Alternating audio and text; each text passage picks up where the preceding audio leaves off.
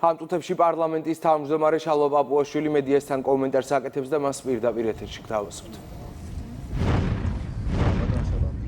იმყოფებით ირაკისაზე მანამდე შეხვდით მეხორბლეებს შეხვედრა როგორ დასრულდა და ზოგადად პროცესი როგორ მიმდინარეობს.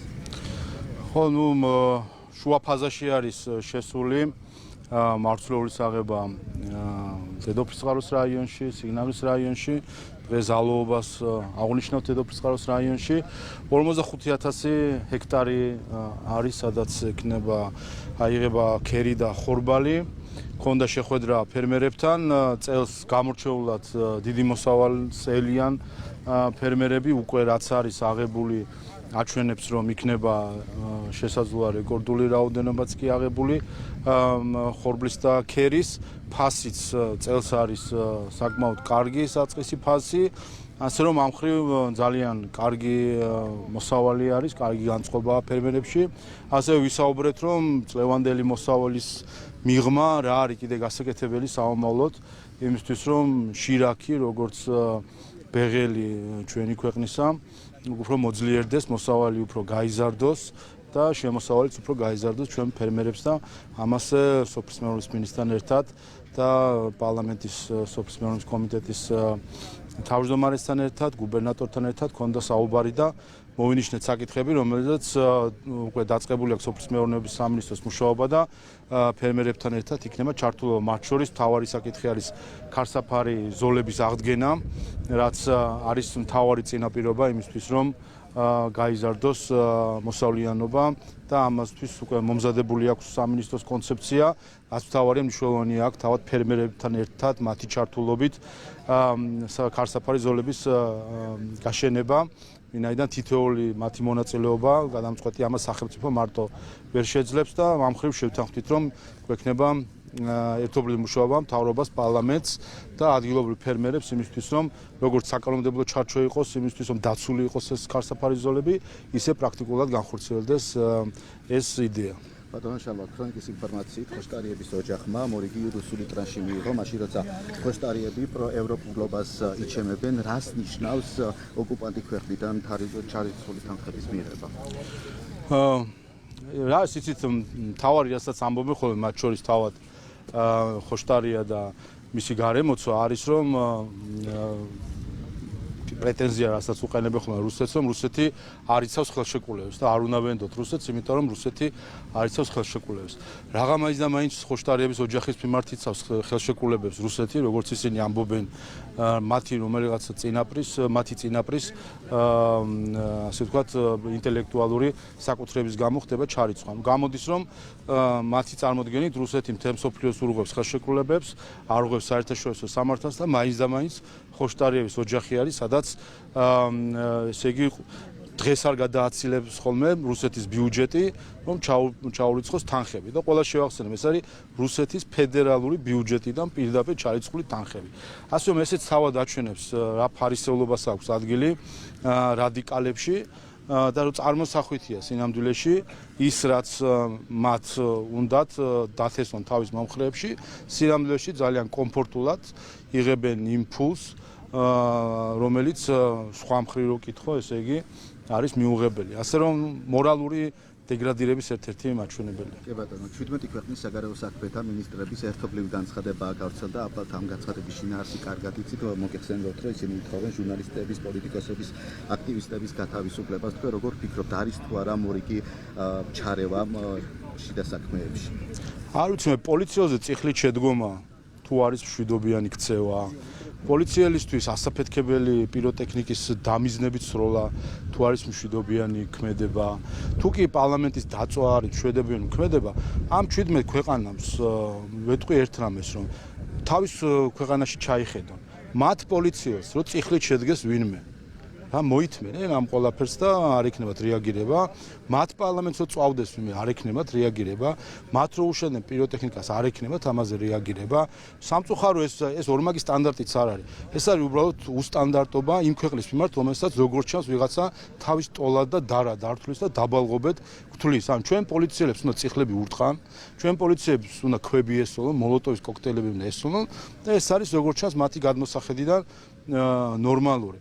და ეს არის ზუსტად რაც საბოლოო ჯამში იწვევს იმედგაცრუებას ჩვენი მოსახლეობის, ამას აჩვენებს შემდეგ გამოკითხვები, როდესაც დობა ევროკავშირის მიმართ ეცემა, იმიტომ უყურებენ, რომ დაყურებენ ზემოდან როგორც თითქოს მეორე ხარისხოვან ქვეყანას და ჩვენთან ყველაფერი უნდა იყოს შესაძლებელი, თუკი მათი დაფინანსებული ხალხის მხრიდან ხდება. ამიტომ მნიშვნელოვანია ეს და ეს არის მთავარი განწყობა ქართულ ხალხში.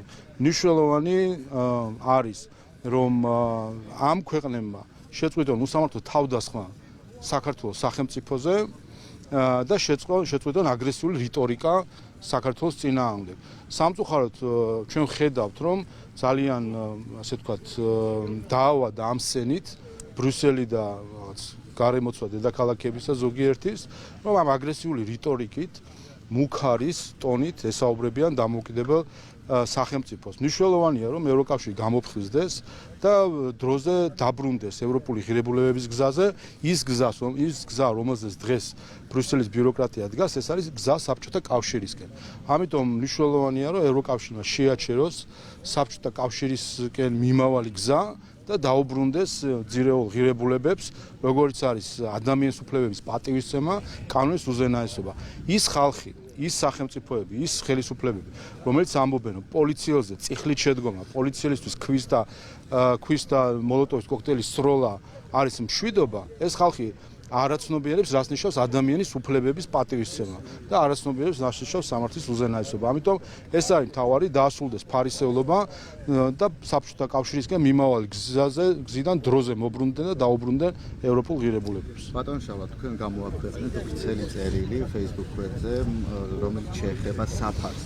ევროკავშირის მიერ ზოგადად მსგავსი ორგანიზაციების დაფინანსება თქვენი აზრით რა მიზანს უნდა იმსახურებოდეს? აქ დავამატებ ზოგიერთი არასამთავრობო ორგანიზაციების დაფინანსებასთან დაკავშირებითაც რომ გითხრათ. კი ბატონო, ჩვენ ესე იგი რაც ახლა ვნახეთ არის რომ ევროპარლამენტში ოპოზიციურმა ჯგუფებმა გამოიყენეს სადეპუტატო შეკითხვის შესაძლებლობა და მანამდე მიმართავდნენ ევროკომისია არაძლებდათ ინფორმაციას და შემდეგ უკვე კომიტეტების მეშვეობით გამოითხოვეს ინფორმაცია ვის აფინანსებს ევროკავშირი.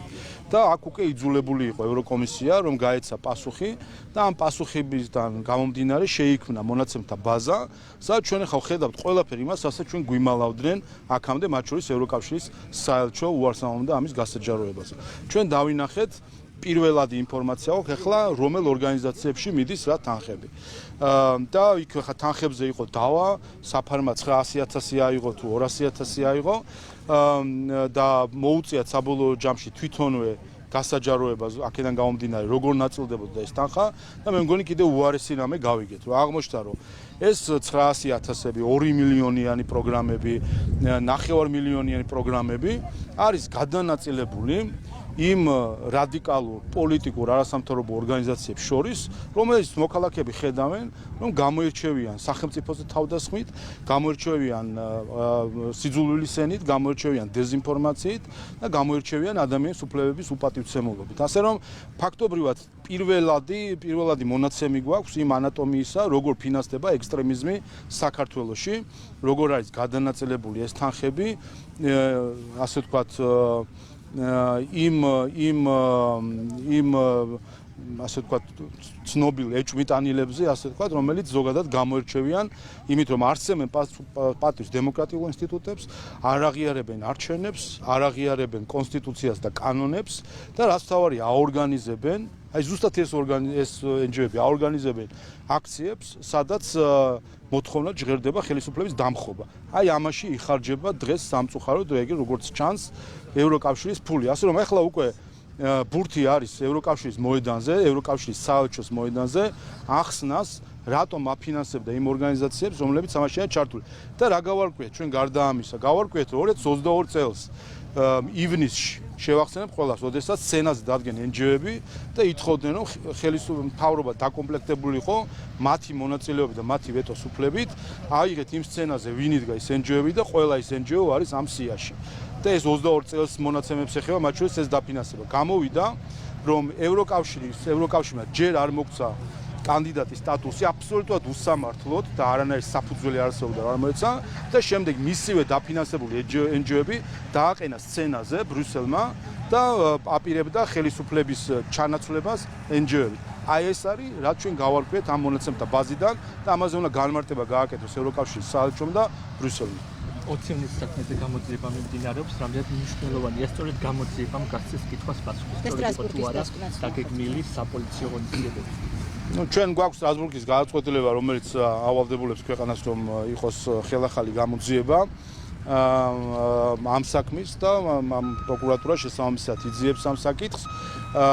ის რომ 20 ივნისს 2019 წლის ეს იყო შტურმი პარლამენტზე, ერთი ეს დაადგინა იმავე სტრასბურგის სასამართლომ და ამავე სტრასბურგის სასამართლომ დაადგინა, რომ შემდეგ დაშლის ოპერაციის დროს გადაცნობებთან დაკავშირებით გამოძიება არ იყო სრულყოფილი.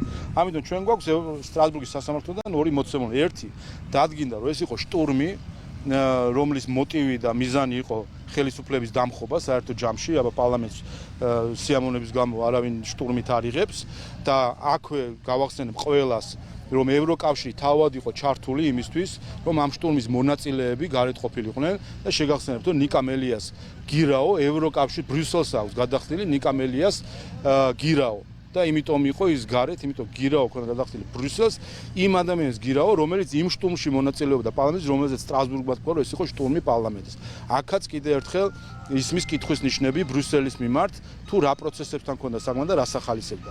და მეორე არის უკვე ასე ვთქვი, კანონიერ საზღვარს გამცდარი აქციის დაშლის ოპერაცია და ღონისძიება და ამ საკითხს იძიებს ახლა პროკურატურა. ჩვენ ვნახეთ, რომ ზუსტად გიორგი გახარიას მინისტრობის პირობებში ამ აქციის დაშლა მოხდა ისეთი მეთოდებით, რომელმაც ზიანი მიაყენა მოქალაქეებს და მნიშვნელოვანია, რა თქმა უნდა, რომ ეს საქმე იყოს გამოძიებული. თვითმმართველობის არჩევნებამდე თითქმის 2 თვეა დარჩენილი, ოპოზიცია ორად არის გაყოფილი, დაპირისპირება გრძელდება. რა ფონზე, რა პერსპექტივა აქვს და ზოგადად საარჩევნო პროცესიც? რულინგსაც აქვს ადგილი იმათ მიმართ, ვინც აპირებს, რომ მიიღოს მონაწილეობა არჩევნებში, როგორც შეაფასებთ. იცით რა, მე ჩემ კოლეგებთან ერთად დღეს ვართ შირაქის ველზე, დედოფლის წყაროში. ოპოზიცია დღეს არიან გახარია ბერლინში, ნაცები ლონდონში, ზოგი ბრიუსელში, ზოგი სად და ზოგი სად. მაგრამ არ არიან ქართულ ხალხთან. დადიან სხვებთან, მაგრამ არა ქართულ ხალხთან. ასე არის, უნდათ რომ იყვნენ კომფორტში და ასფალტზე და ჩავიდნენ ხალხთან, ჩავიდნენ რეგიონში და ელაპარაკონ ქართულ ხალხს.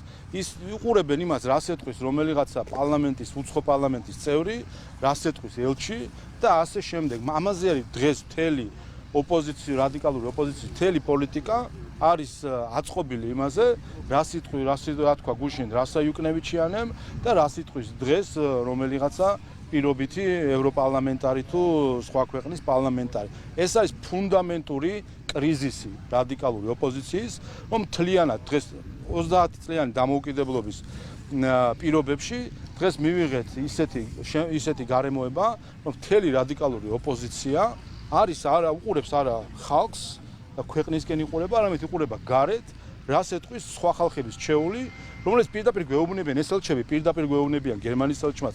ახლა ხან პირდაპირ თქვა, რაც ბანალური ჭეშმარიტება, რომ ისინი ატარებენ თავის ქვეყნის ინტერესს. გერმანიის ელჩი აქ არ ატარებს საქართველოს ინტერესს, ის ატარებს გერმანიის ინტერესს.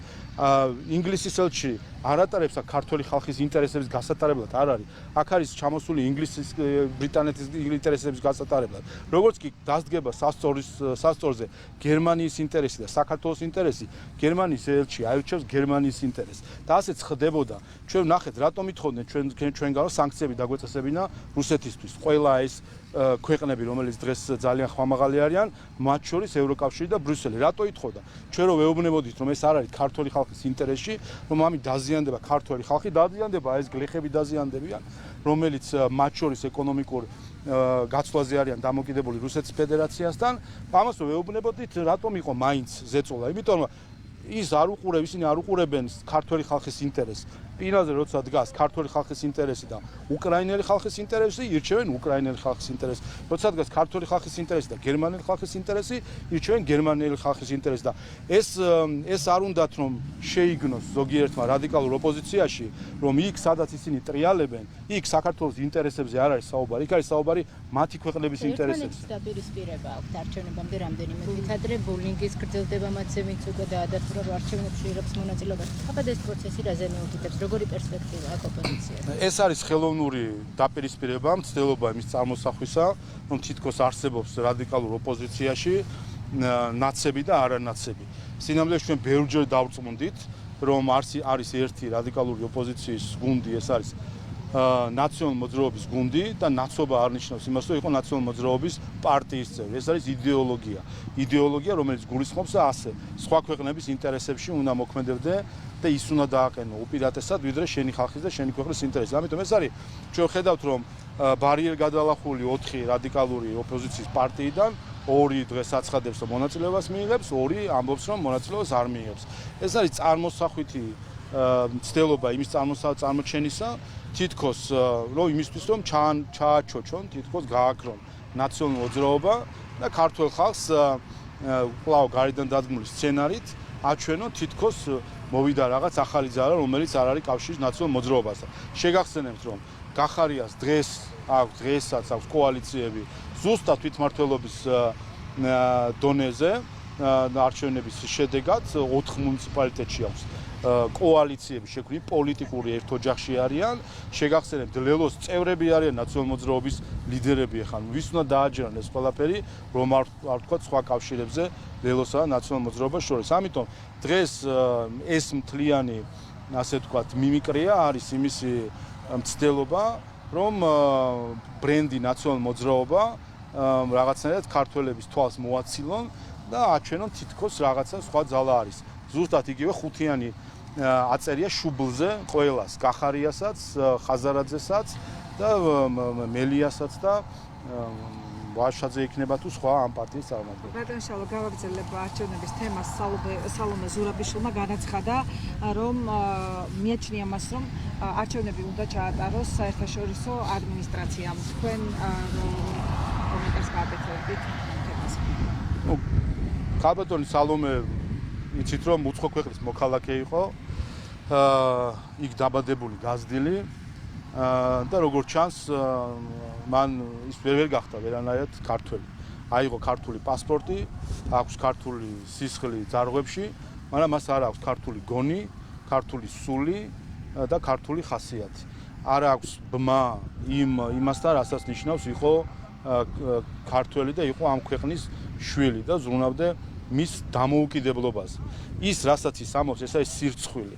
როდესაც ყოფილი პრეზიდენტი საქართველოს დამოუკიდებლობის 34 წლის თავზე ამბობს, რომ ჩვენ უნდა ვიყოთ ჩვეულებრივი ვასალი ქვეყანა, ან არ შემდგარი ქვეყანა, ან რაღაცა არარსებული წარმონაქმნი, რომელსაც სხვები ჩაუტარებენ არჩევნებს, სხვები დაუნიშნავენ მოსამართლეებს.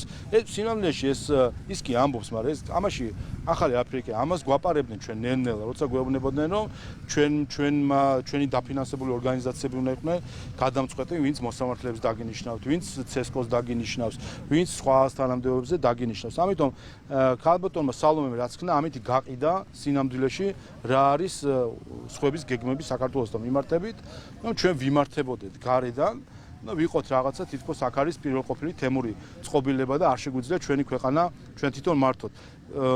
რაც არის სირცხვილი, კიდევ ერთხელ ეს საკუთარი ერის ამ დონეზე დაკნინება იმ ერის, რომელსაც ბევრ ევროკავშირის წევრ ქვეყანაზე ადრე შექმნა ევროპული ყაიდის სახელმწიფო, გულისხმობ 1918-21 წლების რესპუბლიკას, როდესაც სხვებთან არჩევნები არ ტარდებოდა, რა დემოკრატიაზე და რა ადამიანის უფლებებზე იყო ბევრ ქვეყანაში ევროპაში საუბარი და ჩვენთან ეს ყველაფერი იყო მოცემული. და ახლა ჩვენ უნდა მოგვადგეს ვიღაცა სხვა ქვეყანა და გვიტაროს არჩევნები. ნუ არ ვიცი ხა, აი ამ დონეზე ზოგიერთი კანდიდატი ქვეყანა მიყვანილი ყავს სამწუხაროდ Ბრიუსელს, მაგრამ ნუ ეს განზრახვები თუ აქვს ჩვენს მიმართ, აბა რაღაც გვინდა და დამოუკიდებლობა საბჭოთა კავშირის იმიტომ დავეხსენით, რომ ჩვენ თავს ყოფილიყავით მიყუდნებული და ნუ ეხლა ქალბატონ სალომეს უნდა რომ ეს ყველაფერი წყალში გადაყაროს, რასაც ჩვენი დამოუკიდებლობა გვქვია.